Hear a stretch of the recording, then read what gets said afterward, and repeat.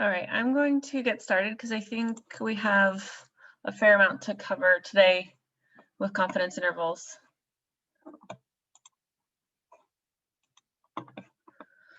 Okay, hope everyone is having a nice day. It's lovely outside, surprisingly. All right, so this week we're talking about confidence intervals. This week and next week are kind of the end of our base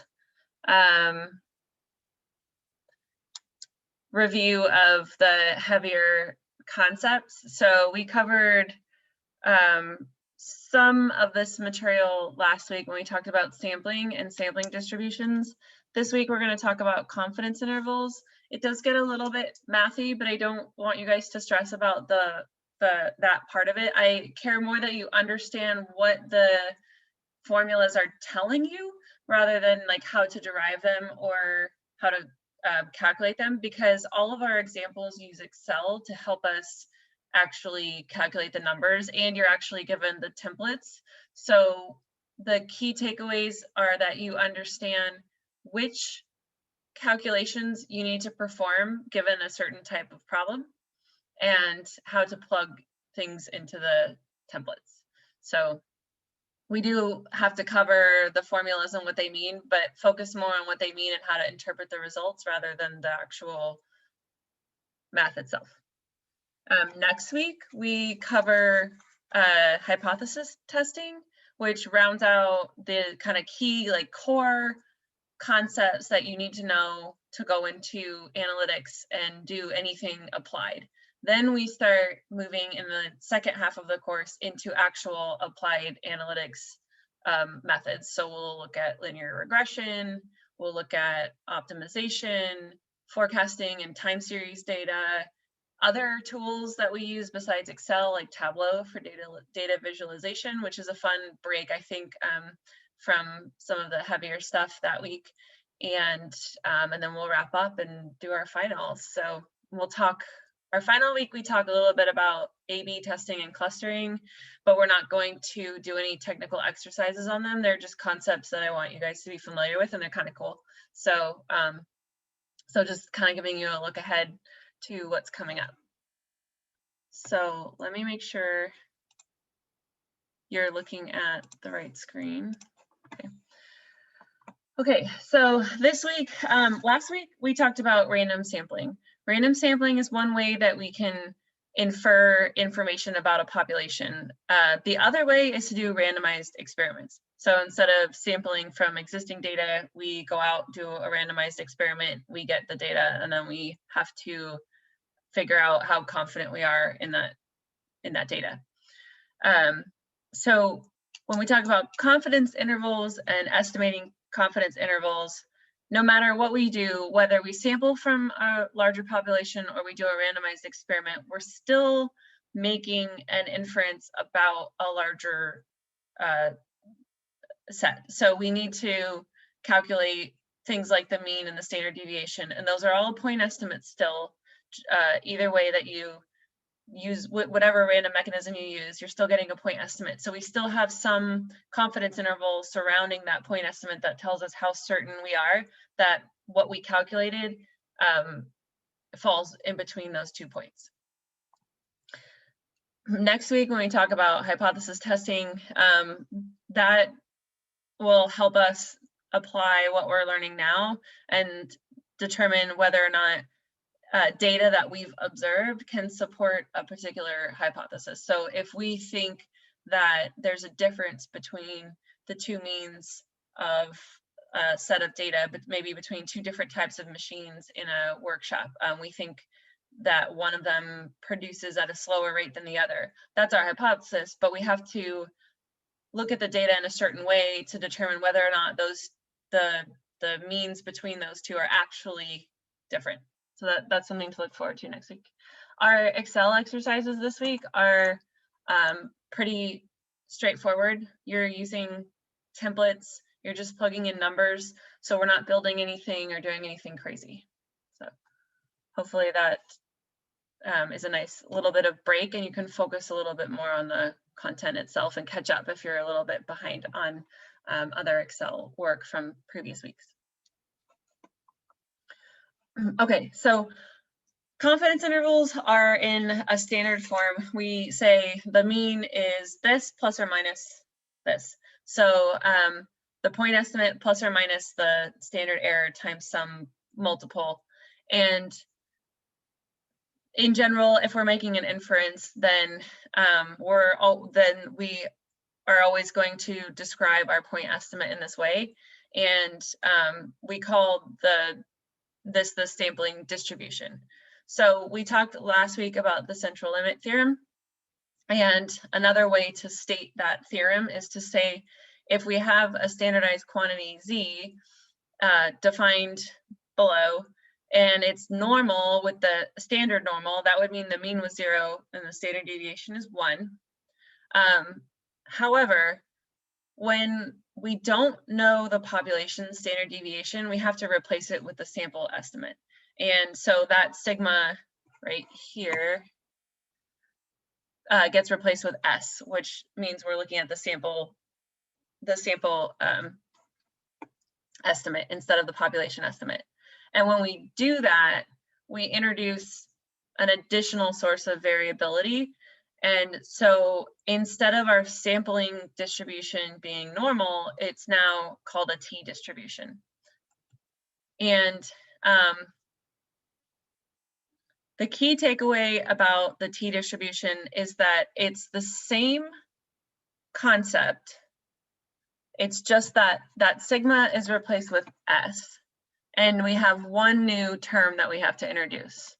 So when we look at the T distribution, we now have to describe how many degrees of freedom our equation has.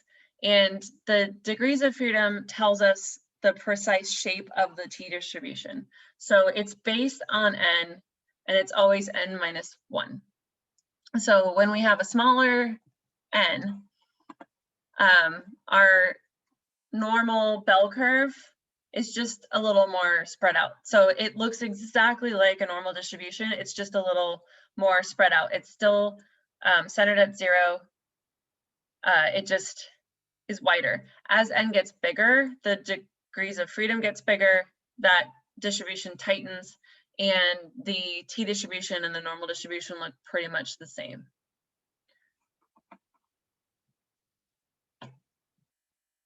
So we use the T distribution to make inferences about a population mean when we don't know the population standard deviation.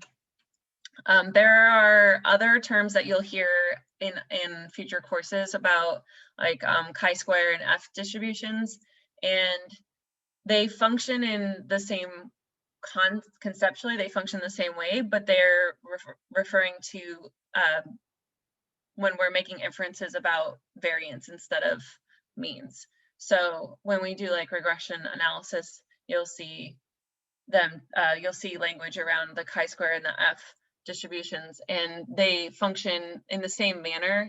They're tied to the degrees of freedom, so they're tied to the sample size n, but they all approach normal as the sample size gets large. So when we want to obtain a confidence interval for a mean, the first thing you have to do is specify your confidence level. You cannot do this after the fact. And we'll talk about this more with hypothesis testing, but if I were to run an analysis and then decide on the confidence level after the fact, I'm basically forcing my results to fit so that they work the way I want to. Meaning, if I set the confidence interval at 95% and then I run my analysis and it comes in and it's not within the 95% confidence interval, but it's within the 92%, and then I go back and retroactively change my confidence interval so that my analysis is okay, that's bad practice. We don't do that. You always set your confidence interval first, and then the data falls where it falls. So we use the sampling distribution of the point estimate to determine what that multiple of the standard error is that's going to go on either side to help you get that confidence level. So if the confidence level is 95%, then the multiple is approximately 2 with a large sample size, but we can calculate the precise value with a t-value, which comes from the t-distribution. So the typical confidence interval for a mean is the sample mean plus or minus that t multiple times the standard error of the mean. And that's just the standard error divided by the square root of the sample size. So to find that t multiplier, we take alpha, which is 1 minus that confidence level. So generally you see alphas of 0.05. So usually a pretty standard confidence level is 95%. So then 1 minus 0.95 is 0.05. In this case, they give you, if the confidence level is 90%, alpha is 0.1, 1 minus 0.9, 0.1. If we were to do 99%, then alpha would be 0.01.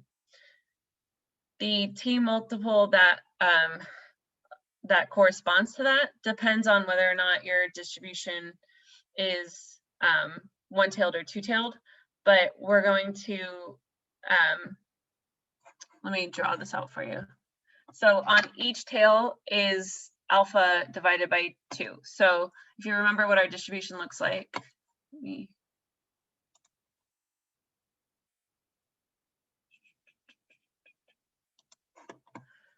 so our distribution looks like this, and we want 95%. So 95% will be, or we'll do 90%. 90% is everything in here. So we're cutting off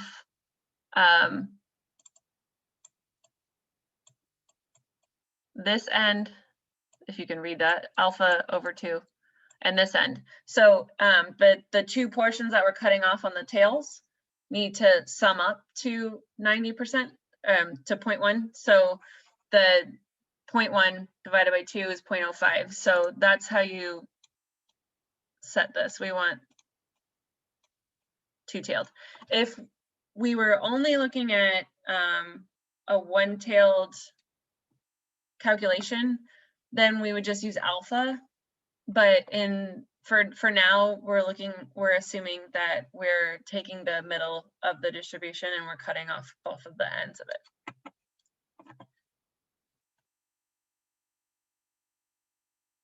All right, so now we have our alpha, we know our n, we know our n-1 degrees of freedom.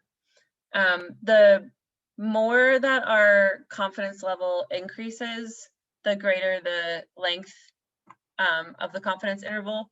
So if we want to go up to 99%, we're just including more in here. And as n increases, the standard error decreases. So that tends to shrink the confidence interval.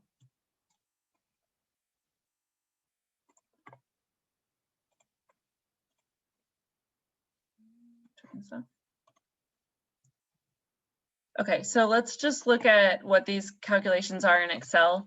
You have a template that you're provided for these. So when you go to do your homework, you'll just be using the template and you'll just be laying in the information. But oh, before we move on, there's a spreadsheet that shows you how to calculate, like how to do t distribution calculations in Excel. It's there for you. There's a little write-up here about the calculating for a two-tailed distribution. You can see the formula, but if you want to review these things on your own, that's fine.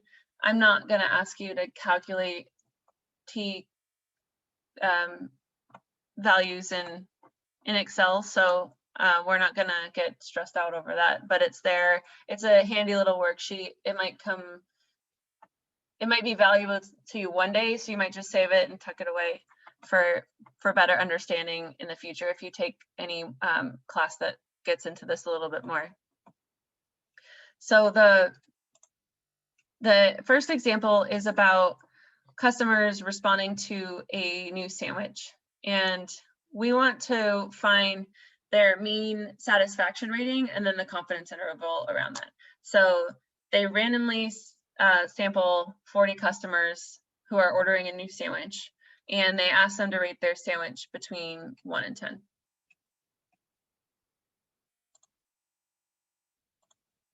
So this is the data. There's 40, they rated their sandwiches. To calculate the confidence interval, this is the template filled in. When you first open the template from your assignments where it's attached, there'll be reference errors because there's no information, so don't panic, just lay in the information and everything will work out just fine. So the confidence level we set first. So the example 8.1 is asking us to find the 95% confidence interval. So we're going to put our confidence level as 95%. And then our sample size, we're trying to make this as flexible as possible. So instead of just typing in 40, entering a count is better practice, because if you were doing this in real life, it would allow you to add or remove, and it would include all of your data. And if you want to be able to add so that it includes additional values, just be aware that this range right now will only count through B41. So if I add something in B42, I have to update this formula to include that value in the range, or it won't update. So another way to do this count is to like select a larger range, and it won't include the blank cells. So that way that afforded me the ability to add some extra entries and not have to update that formula, because that can get us sometimes. We think everything's kind of automated, and then we change the data and we forget that we had really fixed range values. So just keep that in mind. We need to calculate the sample mean, because that's what we're trying to find, and then we're trying to find our confidence level around it. So our sample mean is just the average of our data. Again, best to use a formula instead of calculating it and then hard coding the numbers. We're very familiar with the standard deviation formula, so we use the sample version of it, not the population version. And then to get the standard error, if you remember from last week, the standard error is the standard deviation divided by the square root of n. So that's pretty easy to lay in as a formula. Our degrees of freedom is n-1, so that's pretty straightforward. We just took our sample size -1, got our degrees of freedom. Okay, so this is a confidence interval for we're doing two-tailed. Our sample's not skewed in any way. We want all the people, we assume the mean will be in between our samples, so we're not including like all, we don't need to do anything special. We're just going to keep it at a standard two-tailed test. So the formula for that is, the function for that is right here. And this is in the template already. So the arguments that it needs from you are the probability, which is 1 minus our confidence level. So this is alpha, basically. And then the degrees of freedom. Once you do that, you have your multiple. And then your formula for the lower limit is the standard, the sample mean minus the multiple times the standard error, and then the upper limit is the sample mean plus the multiple times the standard error. So in this case,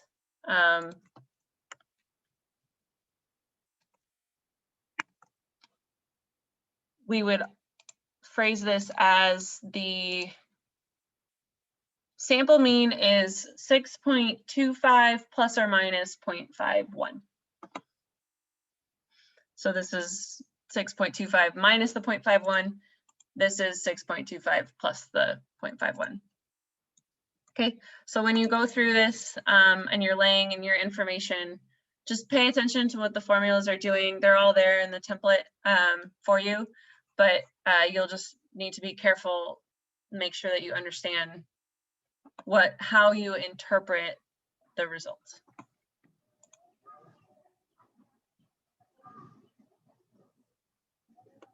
Okay, let me go back to this for a second. So when you, I mentioned this before, when you open up the template from your assignment, you see the reference errors and such. So set the confidence interval correctly. And then once you start entering the sample size, the mean and the standard deviation, those based on what data you have, everything else will calculate and fall into line. So you won't need to change any of those formulas. They will stop showing errors once the data is laid in. So don't panic. Okay, so when we looked at this example,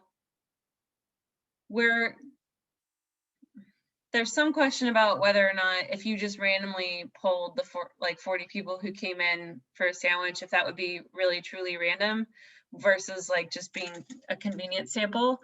But we don't have any reason not to believe that that sample would be any different than any other random sample of customers.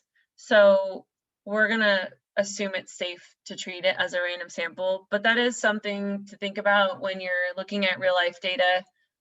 If you're randomly sampling and like doing a random experiment like that, just thinking about, can I assume that this population is really no different than the sample population is really no different than the population as a whole. So we don't have any reason to believe that like that particular day, our customer base was any different than any other day. We also assumed that the population distribution was normal. We have to, or it would be impossible to calculate any of this. So yeah, we're kind of relying on that whole central limit theorem to balance out the fact that in real life, nothing is perfectly normal. The text also gives us a simulation, which we'll open up here in a second. And what it's doing, it has data and they're generated from a normal distribution randomly, given a mean and a standard deviation. And then the confidence interval procedure is used to calculate a 95% confidence interval for the true value of the mean, just like in the sandwich example we just did. But because the true value is known, we can determine whether or not our mean was inside the interval or whether it was not. And so we're going to repeat that simulation 1,000 times. And what this demonstrates is that, so here's our population mean and standard deviation. Here's our random sample. And then they run this simulation where they take the confidence level, the sample size, they go through, they find this lower and upper limit, and then they compare the sample mean. Is it compared to the actual mean? Did it actually fall within 88.393 and 107.906? And if it does fall within, it records a 1. And if it doesn't, if it falls outside those bounds, it records a 0. And the key thing here is that when they do this 1,000 times, you can see that 94.8% of the time, the mean is within the lower and upper limit. And that's this is just another way of showing you what that 95% confidence interval means. It means that when we run this and we get a sample mean of 98.15, we are confident up. So, okay, let me rephrase that. Every time we run this trial and we get a sample mean, 95% of the time, our sample mean will be within the lower and upper bounds of our confidence interval. 5% of the time, our sample mean will be so far off that it won't fall, with the actual mean won't fall within the same confidence interval. So if you set the confidence interval to be 99%, your confidence level, then when you run your upper and lower limits are going to change because you're going to capture a larger interval because you're trying to be even more certain that the actual mean is going to fall within those bounds. So generally, the higher the confidence level that you want, the more data you're going to need if you want to have reduced the standard deviation of your sample and keep that confidence interval within like a reasonable level. This is kind of fun. You can play with it on your own. It's included in the files for you to look at.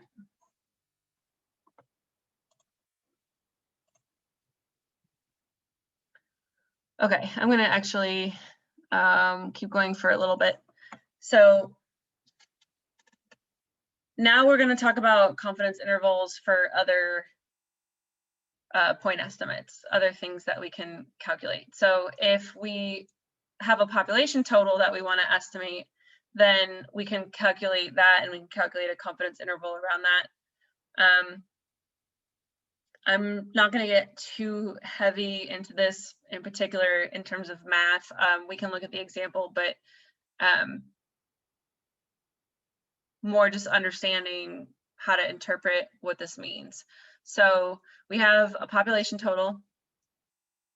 We have a point estimate based on some random sample of size n from a larger population. And we need a point estimate for that population total. So it's reasonable to sum all the values in the sample and then project that using this equation that they give us here. Don't get too hung up on this equation. The mean and standard deviation are down here, the formulas for it. And because our standard deviation is not known, we have to use the sample standard. And so we get like a approximate standard error equation.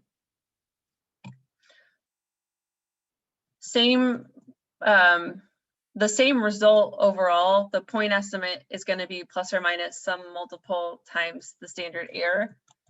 But what that looks like, so we want to find the 95% confidence interval for the total net amount that the IRS is going to pay out to 1 million taxpayers. We have data from a random sample of 500 taxpayers.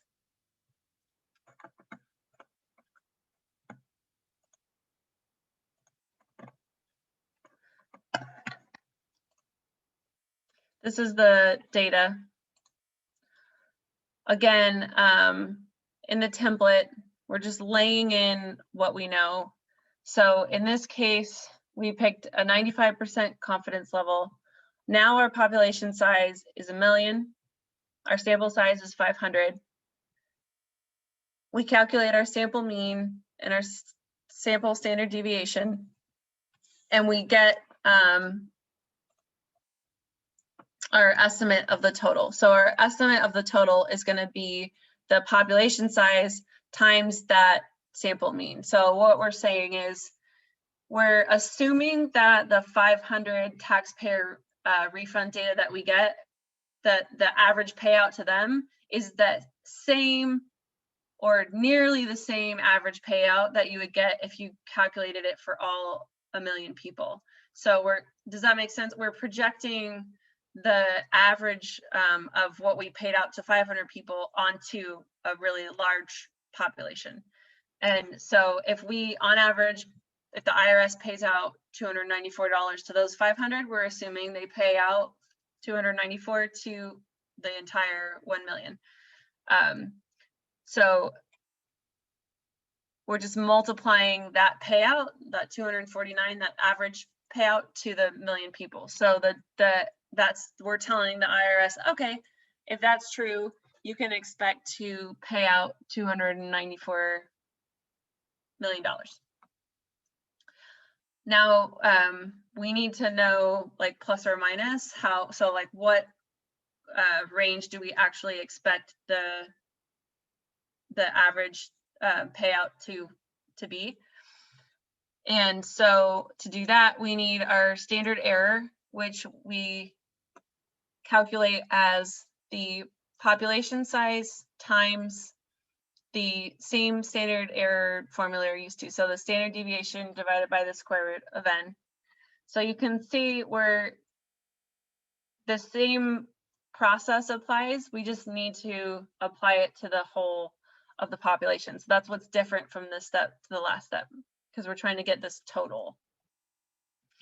Our degrees of freedom is 499 because we had a sample size of 500, 500 minus 1. And to get our multiple, this doesn't change. It's 1 minus 0.95 and our degrees of freedom. So when we go to calculate our lower limit, we take our estimate of the total, and then we subtract out the standard error times the multiple, and then we add the standard error times the multiple to get the upper bound. So we can tell the IRS with 95% confidence level that we got a mean of, or an estimated total of $294,980 plus or minus some amount. So we believe it's going to be in between 243,900,000 and 346 million. So they could reasonably expect to pay out somewhere between this limit.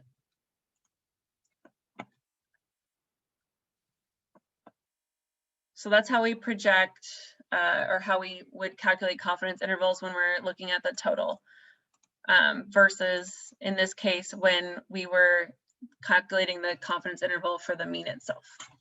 Okay.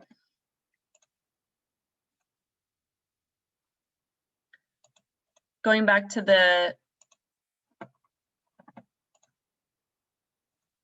slides.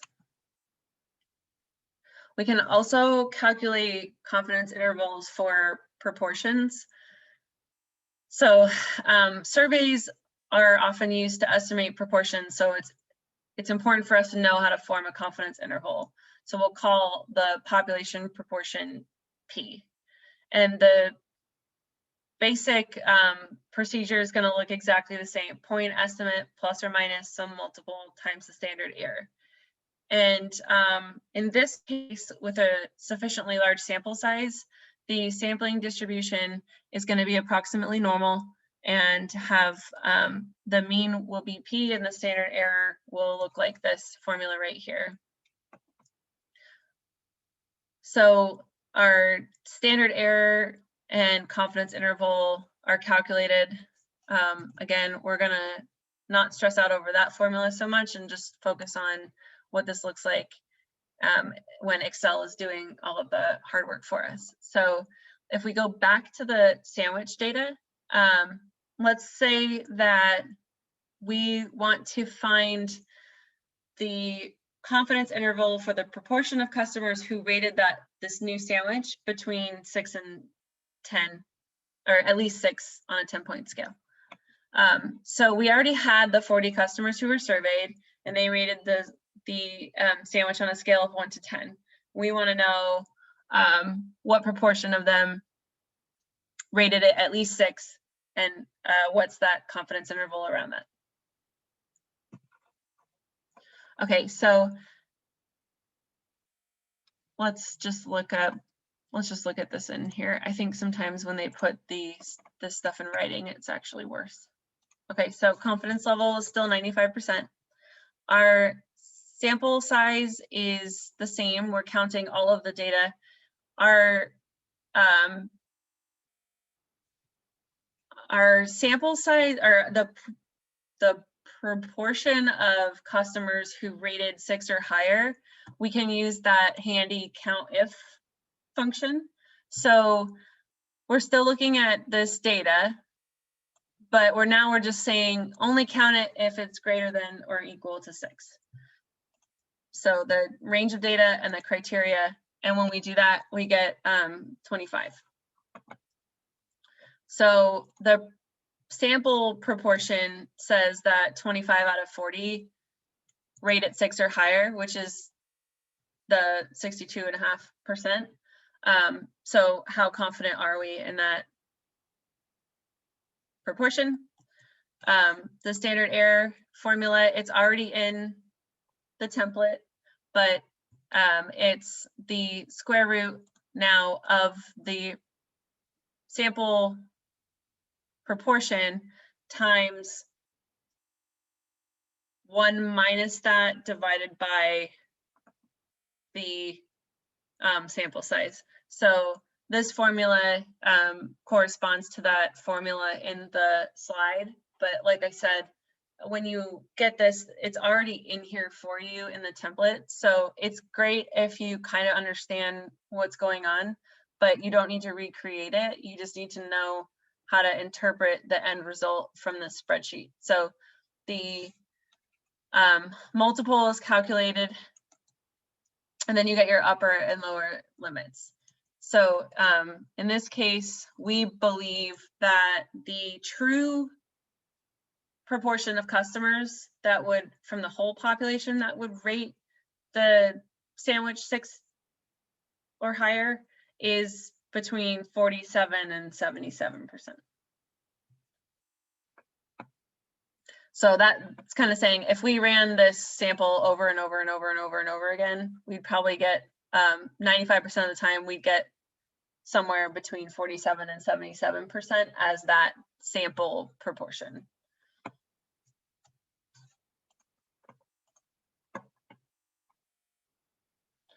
Okay.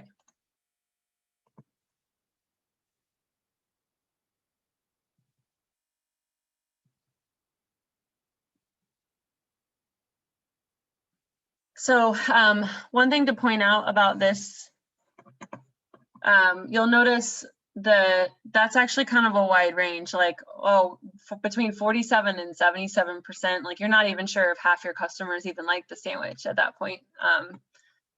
And this is due to the nature of taking a proportion, like how it affects the formulas. So if your sample size is small, you're going to have a really large confidence interval. It's not going to tell you a whole lot about your data.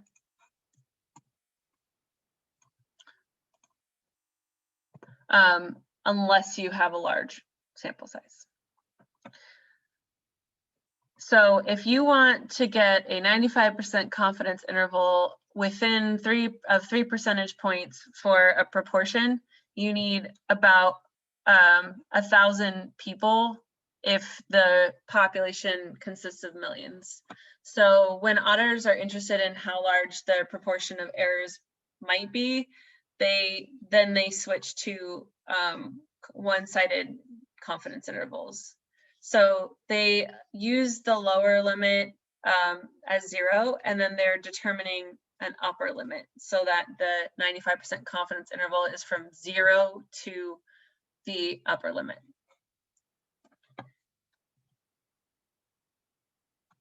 So if we want to find just the upper limit of a one-sided 95% confidence interval for a proportion, we are going to look at a different example where we have auditing data. And an auditor is going to check 93 randomly sampled invoices and find that 2 of them include price errors. So let's just look at this calculation.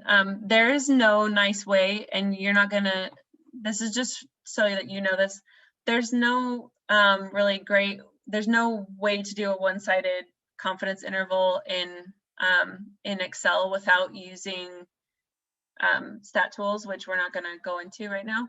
So they came up with like a workaround for this using GoalSeek, and all this is they took the confidence level, the number of errors, and the sample size, and they found the sample proportion, which is 2 out of 93.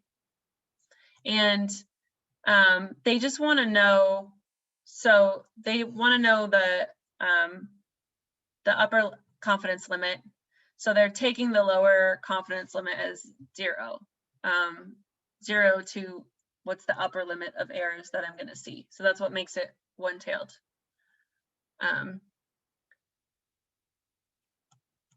To do that, they set a binomial distribution to the data using the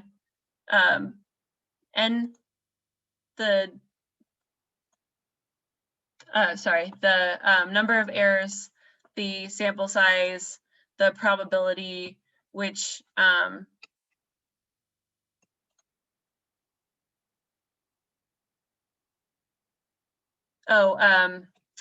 it's 0.66 because they made an assumption about the, or 0.066, sorry.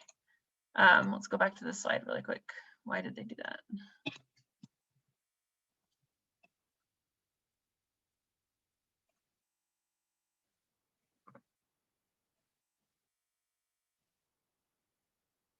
Oh, sorry, that was there, okay.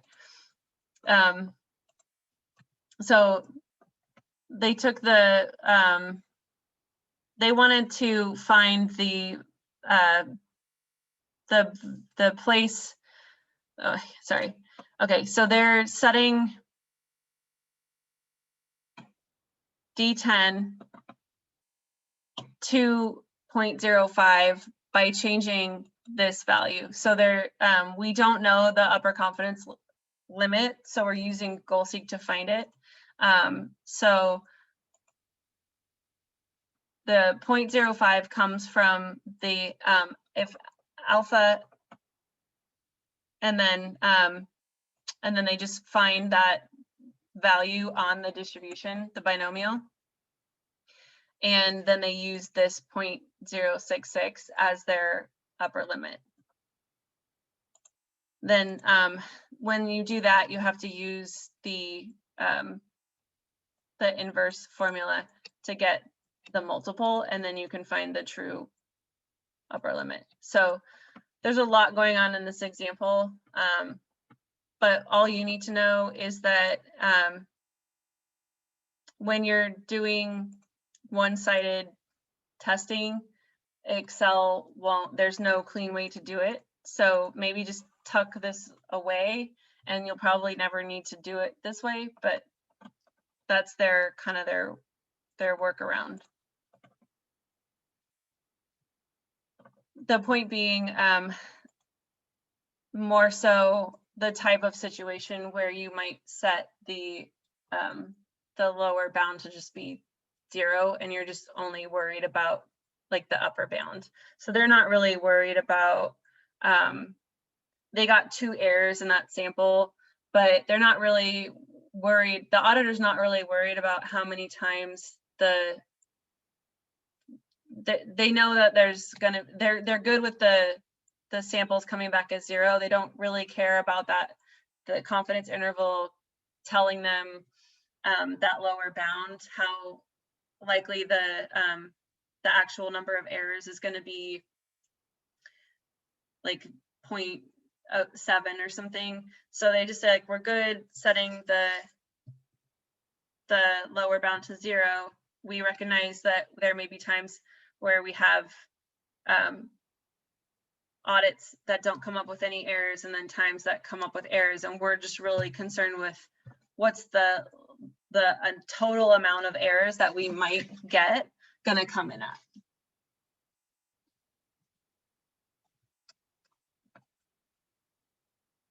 Okay, we can also calculate confidence intervals for standard deviation. So the standard deviation that we've been using for the sample is S. We've been using that as a point estimate for sigma.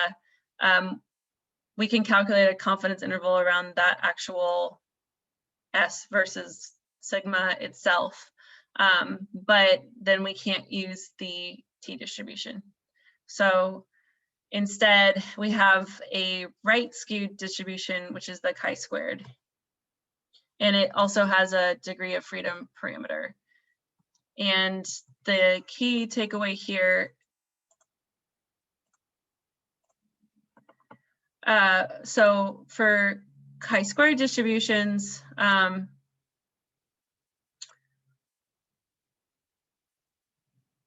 there's an Excel spreadsheet that shows you the functions that are related.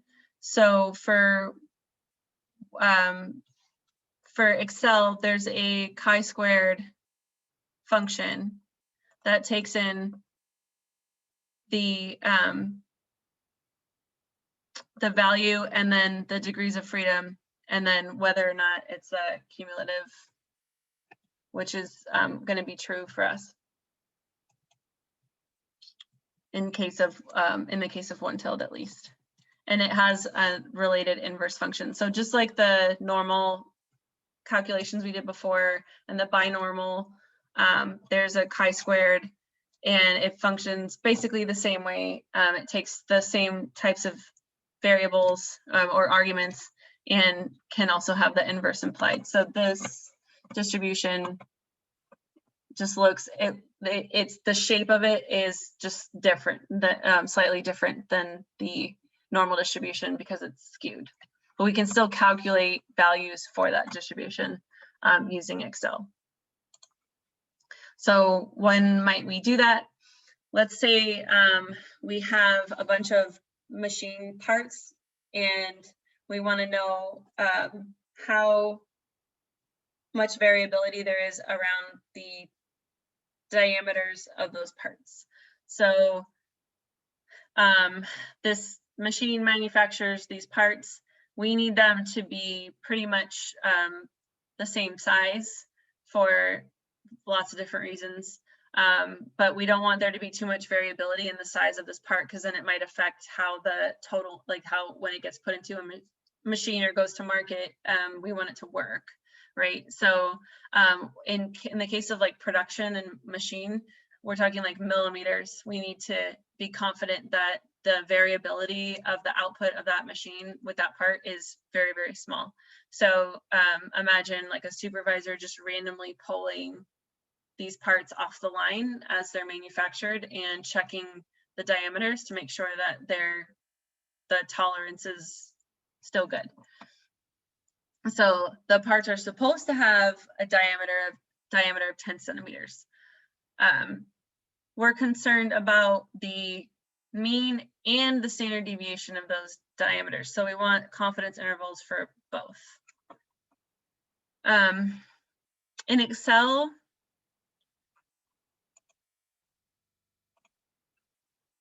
this is what that data looks like.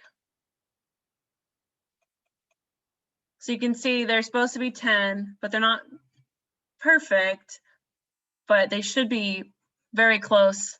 And they're generally off by some amount of millimeters. And so we're going to use the same template for the population mean. So this looks a lot like the sandwich example. We have our confidence level. Our sample size is the count of all of our data. So there's 50 samples that he pulled off the line. If we calculate the mean or the average of all of this data, we get 9.996. and then the standard deviation, we get 0.034. We can calculate the standard error with the same formula that we've been using, the standard deviation divided by the square root of the sample size. Degrees of freedom is n-1. We use that information, the confidence level and the degrees of freedom, to get our two-tailed multiple. And now we have our lower and upper limit, which is going to be 2.01 times 0.005 is going to be that plus or minus factor. So the mean is between 9.986 and 10.005. So now he has a confidence interval on the mean, but we also need a confidence interval on the standard deviation. And this is where we have to use the chi-squared distribution. So in this case, I think they actually use some stat tools to generate this spreadsheet, and you're not going to have to generate a spreadsheet like this, but let's just look at the output of it. So if we have a 95% confidence level and we pull 50 parts off and we calculate the sample standard deviation, we have our degrees of freedom. We can get the lower chi-squared value by taking the probability and the degrees of freedom.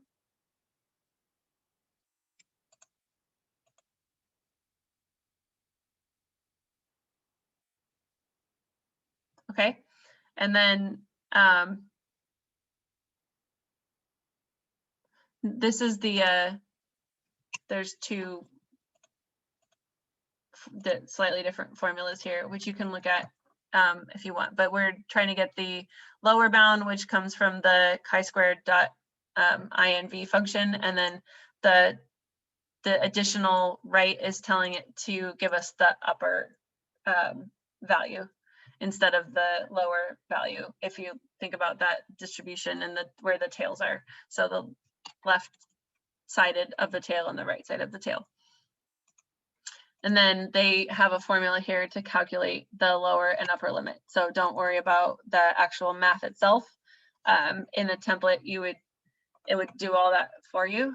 But what we're saying is we expect that the standard, the sample standard deviation is going to be between 0.029 and 0.043.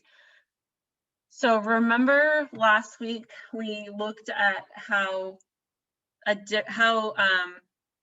difference in the standard deviation can really affect the outcome of our analysis. We were looking at, what were we looking at? I think it was like a paper manufacturing example or something in the reams of paper.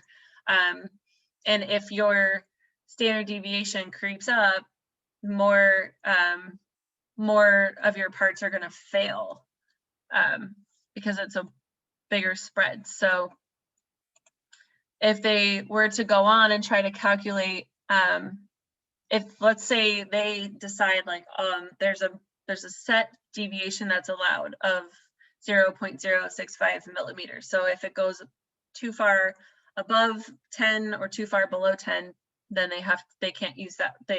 It's unacceptable. So 10 was the mean diameter that we assumed. And if we assume that the standard deviation is the higher end of our upper limit, then 13% of our parts are unusable.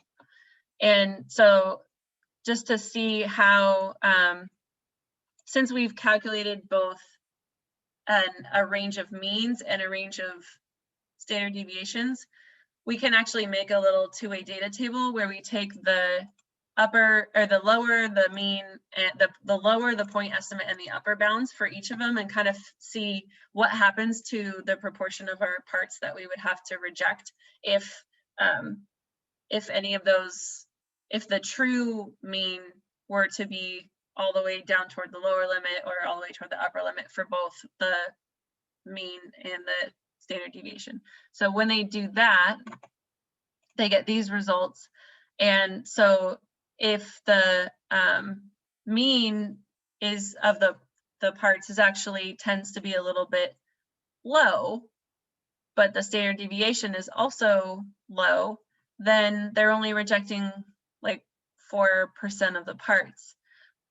But you can see if as the standard deviation increases, the amount of parts that get rejected also increases. And so anywhere between, looks like all the way up to almost 15% of the parts. So that kind of highlights everything we've talked about so far with confidence intervals, how much variability you still get and why it's important to provide confidence intervals when you calculate a point estimate based on a sample, because the actual population that we're inferring information about could fall anywhere within quite a wide range from what we calculated as the point estimate. And if we're trying to figure out like acceptable tolerances on our machines, or when we should do repairs to bring the standard deviation down, reduce the variability in the mean of the parts or whatever, we might be investing money to get better machines. So we need, if we know our upper limits, like how many parts we could expect to throw away, it, as from a business perspective, really enlightens us as to whether or not we have a case for changing a business process or spending some capital to buy machines that are more precise. Because you could imagine, even if you just get the standard deviation down from this, these are small amounts, from 0.043 down to 0.029, that's 10% of your parts that you're hanging on to that you were previously having to toss out. That's 10% more things you can sell. That's less waste in materials. So this is why we do these types of calculations and how they come up in the real world and why they're important. Okay, so we're gonna take a break. It's just about 2. We'll come back at 2:10 and we'll walk through a couple more things. And then we're gonna talk about selecting a sample size and those calculations, and then we'll move on and talk about the data analytics lifecycle. So I'll see all of you back in about 10 minutes.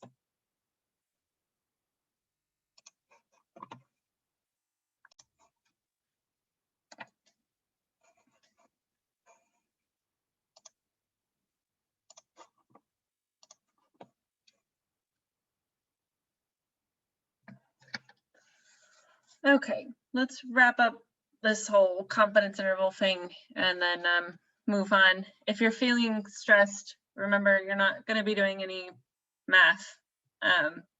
It's all in the Excel spreadsheet. So just knowing what to apply, whether you're doing confidence intervals for a mean or a proportion or so on and so forth, and then just choosing the right template. So a really common calculation is that we do in industry is calculating the difference between 2 population means and getting a confidence interval around that. And the math itself, so the things that change that are relevant are now we have 2 populations. They might be different sizes. So one might be like 75 and one might be 100. So my degrees of freedom is now 175 minus 2 because I have 2 variables there. That changes the calculations a little bit because we have a pooled standard deviation and then a standard error for the difference between those sample means. Again, don't get hung up on the math here because this is built into the templates. What really matters is how we actually apply this. So let's say that we are going to purchase some motors for our treadmills and we have 2 potential suppliers. It's in my best interest to purchase the motors from the supplier whose motors are more reliable. So we're going to help choose the better supplier. So we're going to buy from supplier A and supplier B 30 motors each, put them in these treadmills, and then run the treadmills until the motor fails, and then determine what that number of hours is. Then we want to know if there's any significant difference between the mean time between for failure of supplier A than supplier B.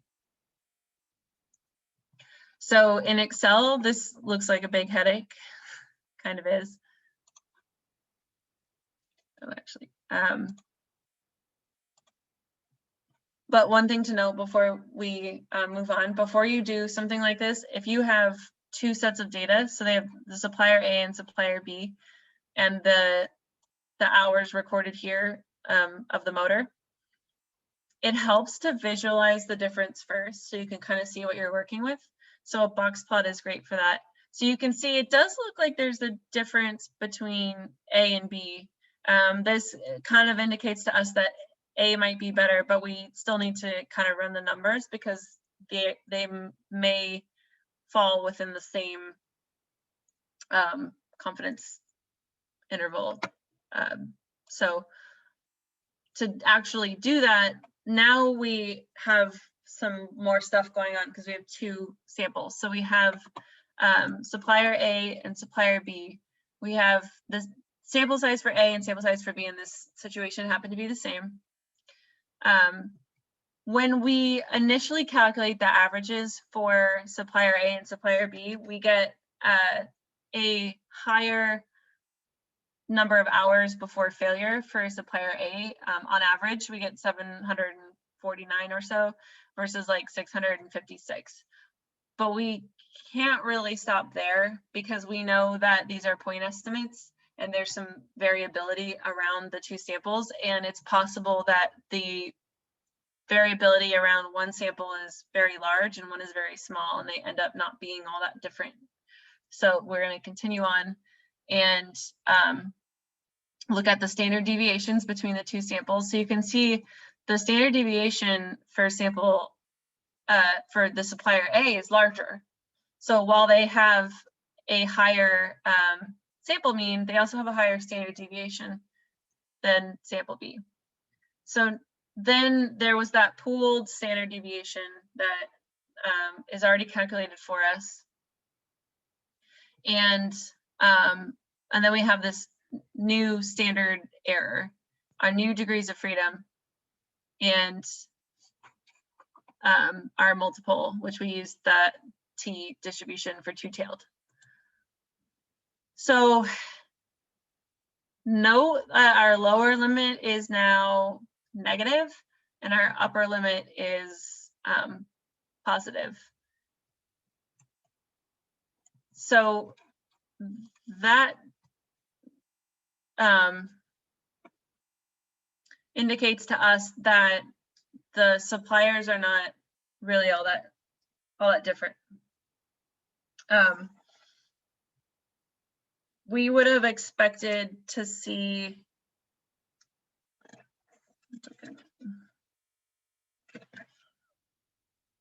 I'm just trying to figure out if I want to get into, okay, so let's go back to this. The way we're going to interpret this, because 0 is included in this interval, we can't really say for sure that there's a difference between the two population means. So we could probably go with either supplier at this point. We might be more inclined to choose supplier A just based on the data that we're given, but there's no like compelling mathematical argument to choose one over the other. Yeah, so at this point, we might look at other things like, is there a trade-off if we go with supplier B in terms of cost? Maybe supplier B is a lot cheaper. since we have no compelling evidence to show that their motors are really all that much worse, maybe we choose them. Maybe supplier A has a better warranty and the prices are comparable. So other things are going to influence the decision of which supplier, but it's not going to be the failure times.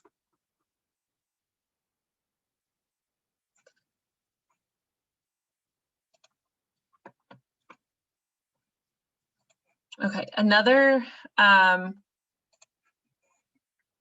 concept to cover. So when you're comparing two populations, like in the analysis we just did, when you start out, you're assuming that the standard deviations of the larger population as a whole are equal.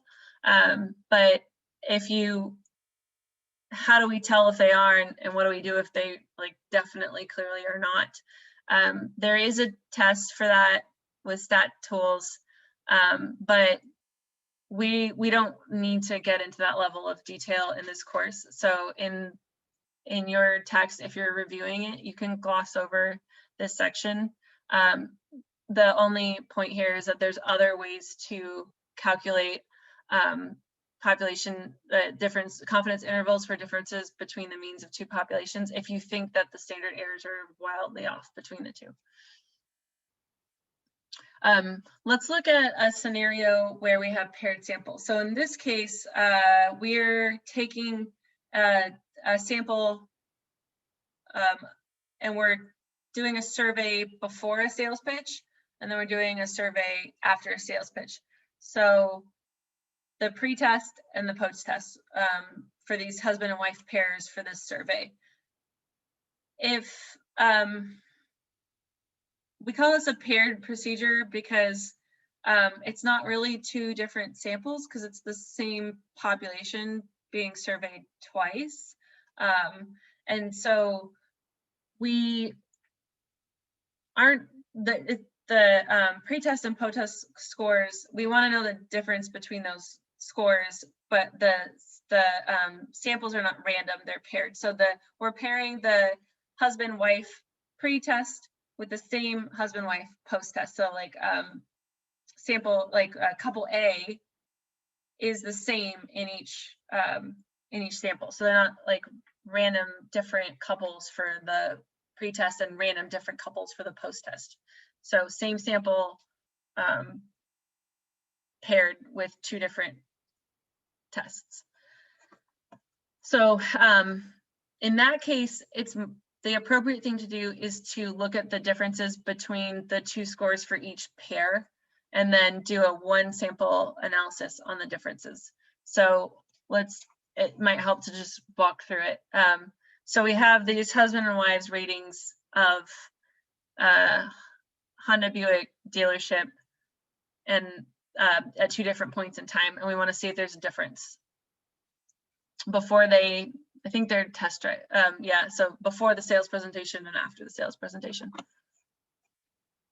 So now all we're basically doing is kind of introducing a variable that tells us the difference between our husband and wives. So here's the initial dating data. So pair one,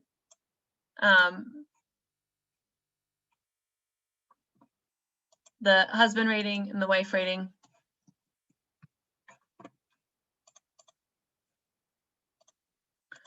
So to get the difference, they took, let's see,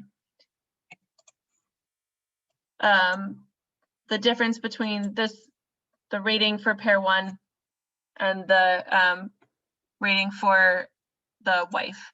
So they want to compare the mean of their husbands versus the mean of their wives, but they suspect that each pair thinks alike, so they're highly correlated. So we're going to kind of treat the husband-wife pair as one variable instead of two. So we're gonna consolidate the two variables of the husband-wife pair into one variable. we get our difference. And then we use the same process now that we would for doing the confidence interval for a mean, but we use this difference data instead of the husband and wife data. Whereas like with the motors, we had to do all of this work because we had the two separate samples. We're treating these as paired samples, so we're going to simplify it back down to confidence intervals for the difference between the husbands and the wives. When we do that, it looks like they got a sample mean. The difference between them was about 1.6, but the lower bound was 1.0, just about 1 to 2.2. For this example, sorry, one sec, just want to make sure.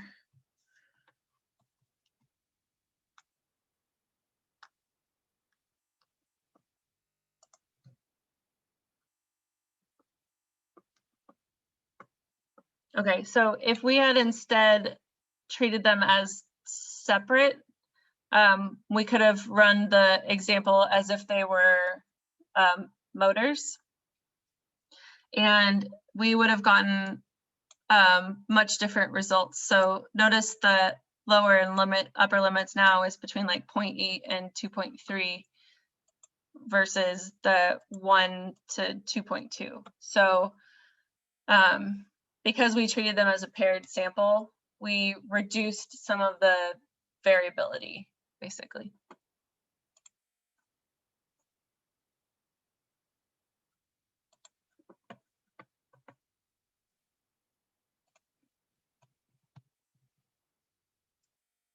We could do the same type of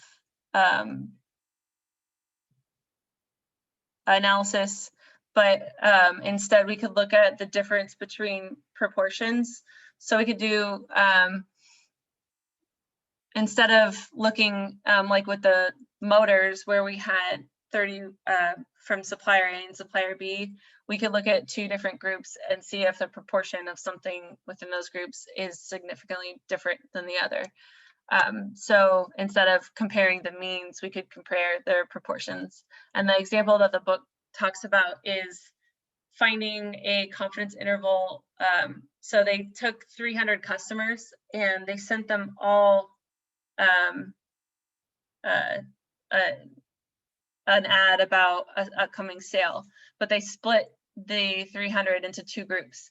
So for 150 of them, they only sent information about the sale. And for the other 150, they also sent a 5% coupon. And they want to know if their proportion of customers who make a purchase is different between the group that they sent a coupon to versus the group that they didn't.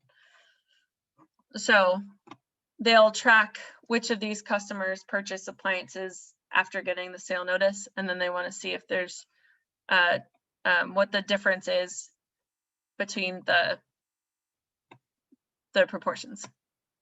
So they broke their data into yes, they received a coupon, or no, they did not. And then yes or no for purchasing. So for the group that both groups have the same sample size, for the group that purchased with the coupon, they just do the count ifs function. They count on the coupon effectiveness data, looking for yes, they made a purchase, and yes, they got a coupon. And then for this one, they're looking for yes, they made a yes, they made a purchase, and no, they did not get a coupon. Then when they looked at the proportions, they calculated out and they said, okay, so 37% of the people who received a coupon purchased a product, but 23% of the people who didn't receive a coupon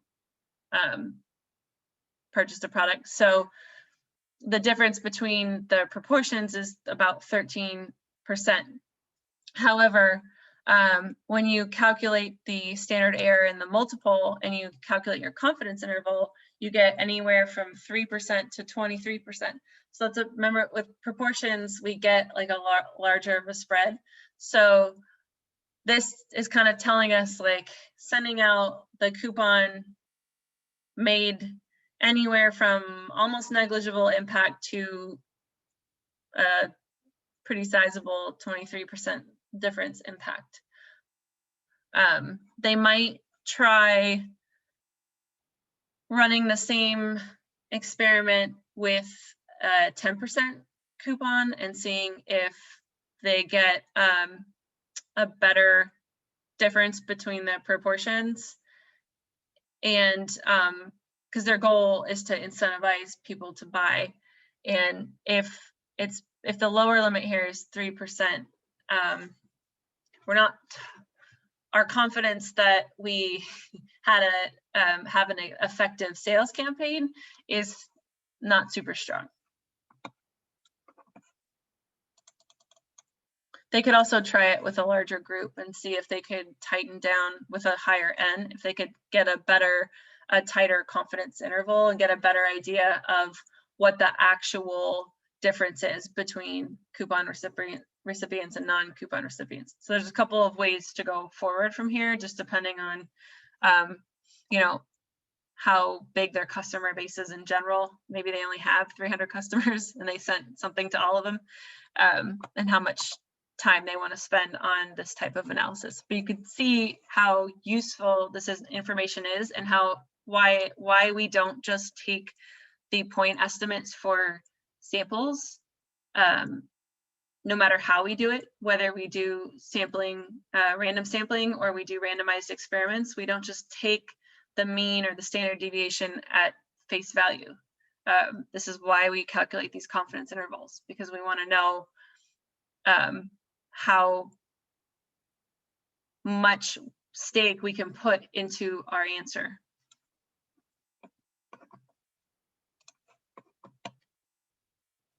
Okay, so the last bit of this stuff is, let's flip this around a little bit and talk about how to choose the right sample size. So confidence intervals are affected by three things. They're affected by the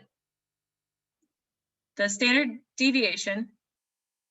They're affected by the sample size, and they're affected by the confidence level that we choose. So we can't really do much about variance, and the confidence levels generally pretty much set by far and large. 95% is pretty much the gold standard. Rarely do you see less than that, and only in strict cases would you see a higher confidence level. So of all those things, the easiest to tinker with is your sample size. This helps us shrink or increase that confidence interval length. Generally, we're trying to increase the confidence intervals because we want to be pretty confident that our sample estimate is close to the population estimate. So trying to narrow that interval down. We've been talking about our point estimates so far as some value plus or minus some other value. So this value right here is the half length of the interval, and we'll call it B.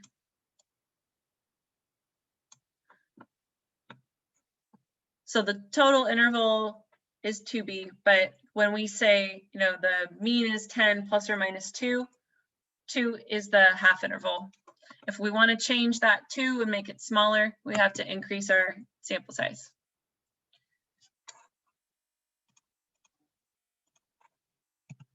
to do that, to calculate appropriate sample sizes, we could use a formula. However, in order to use a formula, we generally don't have a sample already observed, so we don't know the value of S. And so we can make some assumptions in order to come up with a rough approximation. So we can't use the t distribution, so we got to assume normality, and we'll pull values from the standard normal distribution instead. So we'll pull a z value instead of a t variable, or the corresponding z multiple. So we know we're going to be a little bit off there, because if you remember, we talked about the difference between the t distribution and the normal. Remember, the t distribution for smaller n's is a bit wider, but we're going to assume that since our n is going to be sufficiently large, that we can use the normal distribution as a good approximation. So we're going to use the z multiples, and then we're going to have to make some guess at the population standard deviation somehow. So that information would either be provided to you, or we'd have some prior calculation that we could use to infer that information from. And then from there, we could just we're just solving for n. We're just making some substitutions based on these assumptions. Otherwise, it's kind of like cart before the horse. There's no way to know the right sample size because we don't have a sample to get standard deviation from. So what does this look like? We're going to look at doing this for a couple of different scenarios. And this is all in a template as well. So the first one, we go back to our sandwich dude that we talked about in early on. We talked about, that was our first example we did, where he pulled the 40 customers. So based on that random experiment, at the 95% confidence interval, we found that the mean rating was between 5.7 and 6.7, 6.8, with that B, that half-length interval of 0.511. So how large do we need to make our sample size to reduce that interval to 0.3? So instead of being, in this formula, we're reducing B down to 3. And if we go back to that data,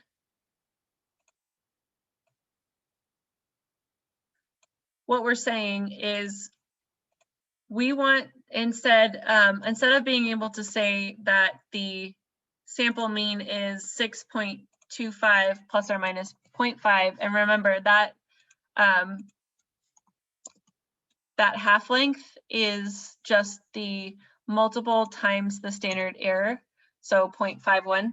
So instead of saying that the average rating of the sandwiches is 6.25 plus or minus 0.51, we want to be able to say it's plus or minus 0.3. So we're trying to tighten that interval and be more confident about our sample mean.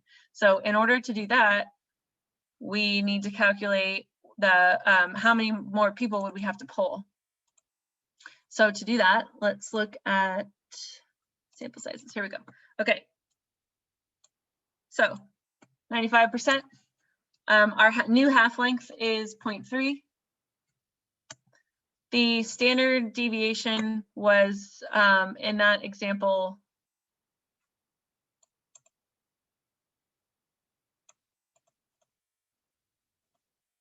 was 1.597. So they just carried that over.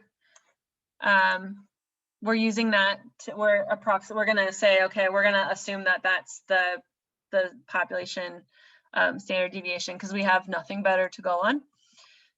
To find the z multiple, we're going to use the inverse of the normal distribution for a sample, just like we did a few weeks ago, where we have our probability. And just take a look at this probability formula later, but when you look at your template, they calculated the z multiple, they put the formula in there for you. So to get the sample size, we just plug that into that formula, which they've just translated into Excel. So it's the Z multiple times the standard deviation divided by B, which is that new half length of 0.3, and then that's squared. And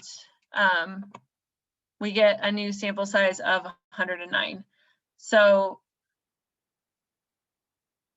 we're kind of guessing here because we had to make a bunch of assumptions, but we need a sample size of at least 109 in order for us to shrink that confidence interval down from 0.5 to 0.3. So that's a lot more. I mean, if you think about it, you're adding more than double your original sample size to get less than half a reduction in the half interval. So it's something to think about.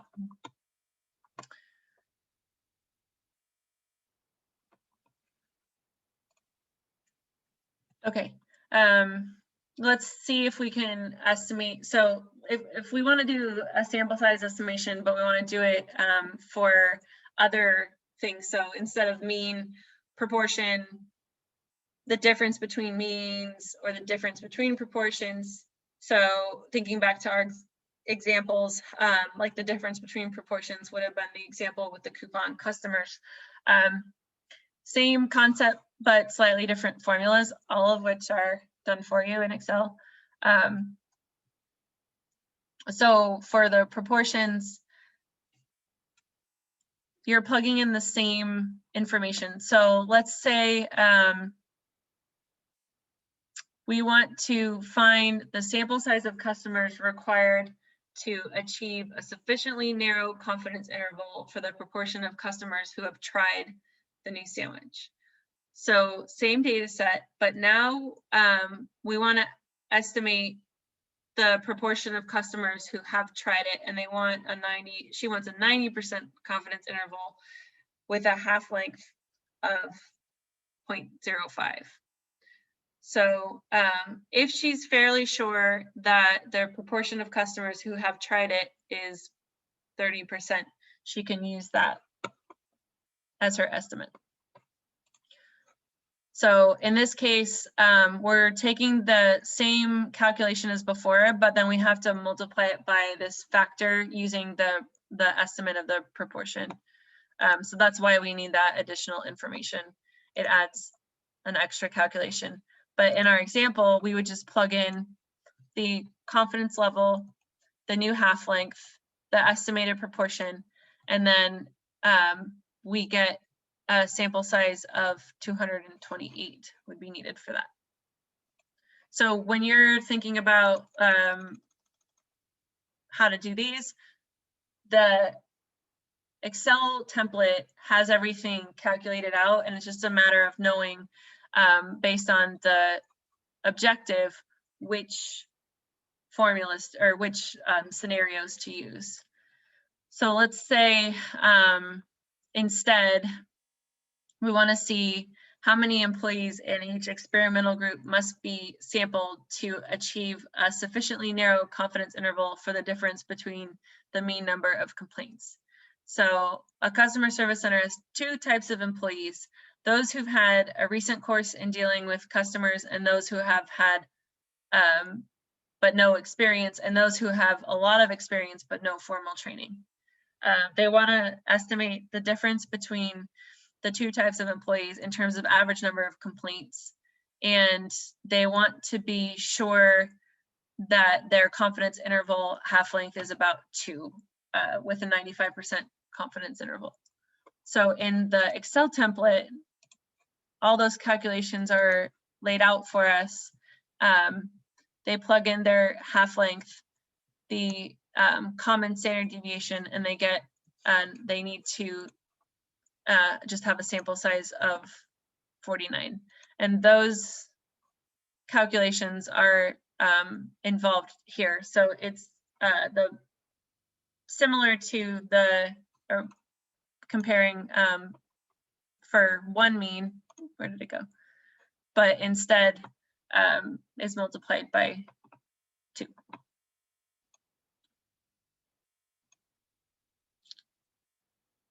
And then finally,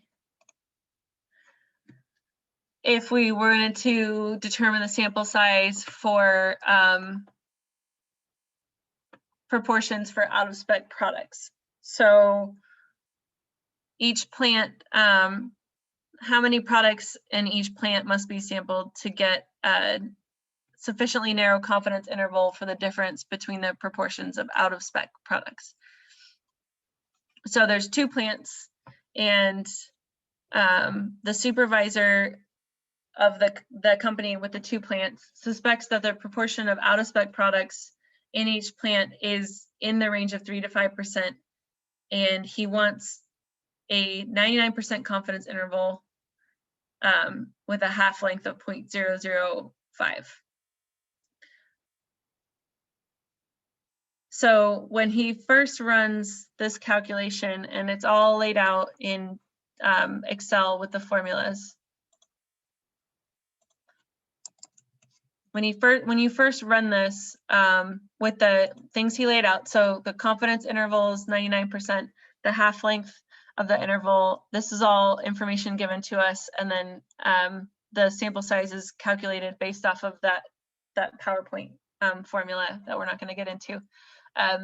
He would have to take 1,009 samples from each plant to be confident about the difference between their proportions, and that's prohibitive.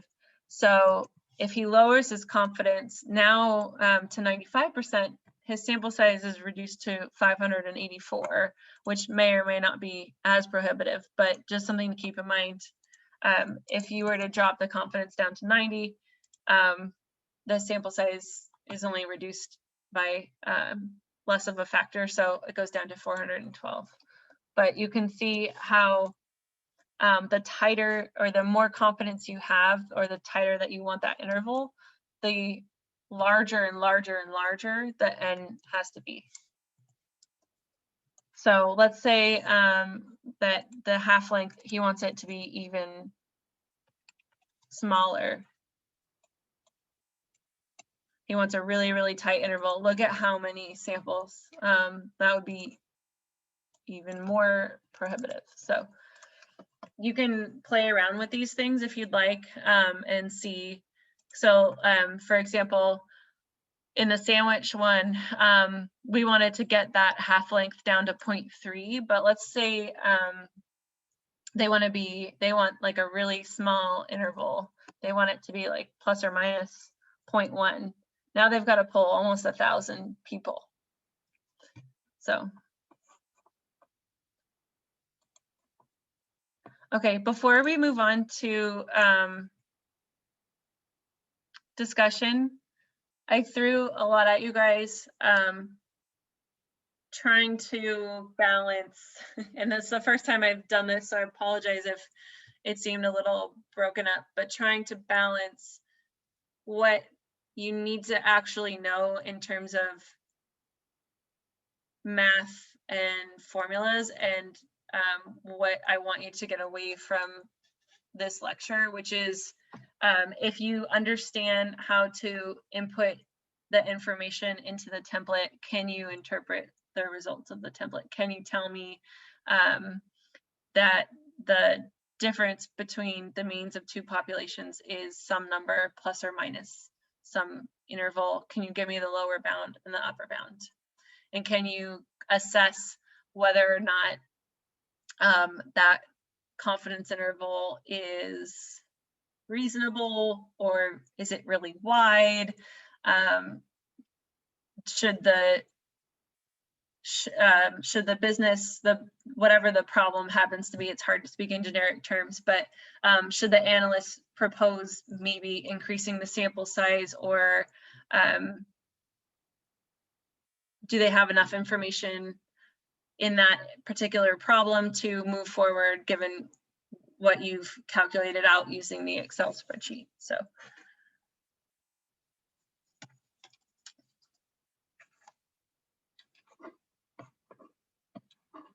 okay, that said, why don't we move into our discussion? We'll talk about the data science lifecycle, get away from all this math for a minute, and then we can talk about homework and stuff at the end. And those of you who feel good can drop, and those of you who want to stay behind can stay. The homework for this week is not anything crazy. It may not take you very long really to do it all. You'll use the templates that are provided and just plug in some information and then interpret the information. And that's really all I want to make sure that you guys get out of this. So if you're struggling with that, reach out to me. I want to make sure that that you understand the core concepts that we've covered.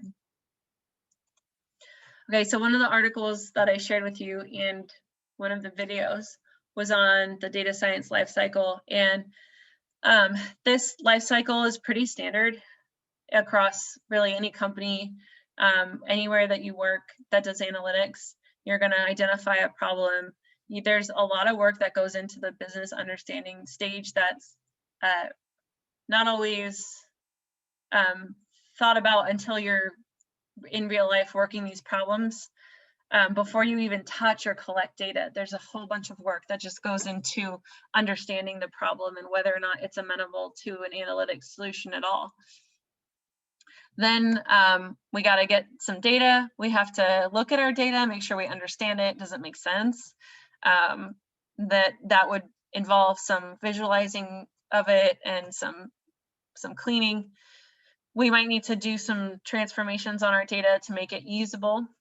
And then after all that, we can build a model, train it, validate it, deploy it, and then monitor it. So a lot of people just want to jump right into building a model, but there's a lot of stuff that goes into a data analytics problem before then. So for problem identification, we're framing the business problem. We have a whole class on this at the graduate level. We're figuring out whether or not this problem even can be solved with analytics and what that would look like. We're narrowing down the scope. So we're identifying the problem, and then we're coming to an understanding, we're framing it. We need a business objective. We're defining our criteria for whether or not a analytics solution would be successful. So we don't just blindly apply models. We have to know, we have to have some way of measuring whether or not our solution is going to be successful. We're going to identify variables that the model is going to predict, and also how are we going to integrate this model with our current business processes. So if we come up with a solution, how are we going to deploy it? How will it look in the grand scheme of all our other analytics processes, the models, the data that's currently out there? Then we go out and gather our data. This might involve ETL processes, extract, transform, and load. That's sometimes referred to as data wrangling. So that's pulling the data from different sources, merging it. We might need to transform some of it, some of the variables, so that we can use them. And we got to load them into one place for us to pull that data and do our analysis. Some people's jobs are just that. They're just data engineers and they just do ETL. We applied some data quality and cleansing rules. So we would search for negative values when there shouldn't be any, outliers, things like that, and just kind of general data cleaning. Then we'll look at our data. We might do some initial visualization, some histograms, look at how and if there's any correlations between variables. A lot of descriptive data statistics at this point, just to understand what we're looking at. We look at means, quartiles, things like that. And this will give us the information we need to determine whether or not we need to do any transformations, like transforming any variables into log space or scaling them, encoding them as binary, things like that. Do we have skewed data? Do we have biased data? Too many outliers? How are we going to find outliers? How are we going to detect them? Then we can create a model. So all that work, now we build the model. that's the fun part that everybody sees, and that gives you the cool responses at the end. And ideally gives you your solution. So we create the model, we have to select an algorithm and do a lot of cross-validation, a lot of training to make sure that our model is valid. And then we would deploy it, integrate it into the business operations. And then we have to watch our model and continuously check it to make sure that it's still valid and still giving us the results that we want. So for you guys, your discussion this week was about all the stages of the life cycle, kind of summing them up and what do they mean. And then I am curious to hear your guys' thoughts. So this is where you guys take over. What do you think is the most time-consuming phase, and which phase do you think you would most enjoy?